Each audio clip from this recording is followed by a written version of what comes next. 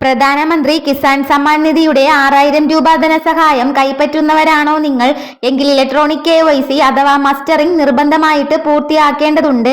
Mustering ചെയ്യാനുള്ള അവസാന തീയതി ജൂലൈ 15 വരെ.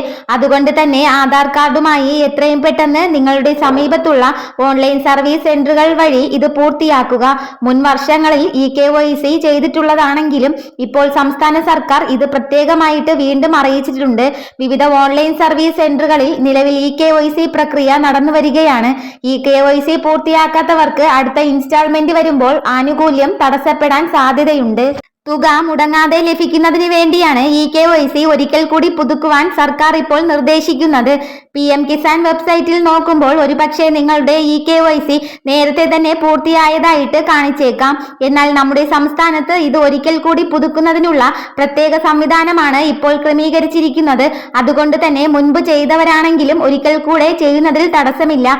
ഇത് ആനുകൂല്യം മുടങ്ങാതിരിക്കാനായിട്ട് നിങ്ങളെ സഹായിക്കും. ജൂലൈ 30-നകം തന്നെ മസ്റ്ററിംഗ് പൂർത്തിയാക്കണം എന്ന രീതിയിൽ വാട്സാപ്പ് ഗ്രൂപ്പുകളിലൊക്കെ തന്നെ പ്രചരിക്കുന്ന വാർത്തകൾ അടിസ്ഥാനരഹിതമാണ്.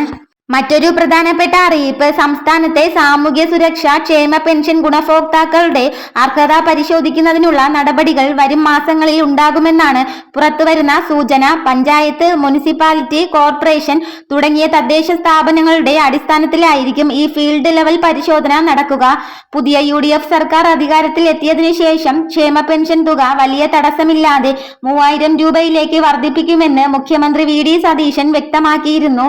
എന്നാൽ പെൻഷൻ വർദ്ധിപ്പിക്കുന്നതിന് മുന്നോടിയായിട്ട് നിലവിലുള്ള പട്ടികയിൽ നിന്ന് അനർഹരായിട്ടുള്ള വ്യക്തികളെ പൂർണ്ണമായിട്ടും ഒഴിവാക്കാനും യഥാർത്ഥ അർഹരായിട്ടുള്ള പാവപ്പെട്ട ആളുകളെ മാത്രം ഉൾപ്പെടുത്താനുമാണ് സർക്കാർ ഇവിടെ ലക്ഷ്യമിടുന്നത്.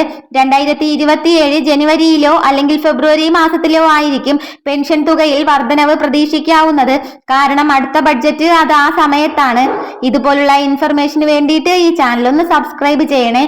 വീഡിയോ ഇഷ്ടമായ ലൈക്കും അതോടൊപ്പം തന്നെ ഹൈപ്പും ചെയ്യാൻ മറക്കരുത്.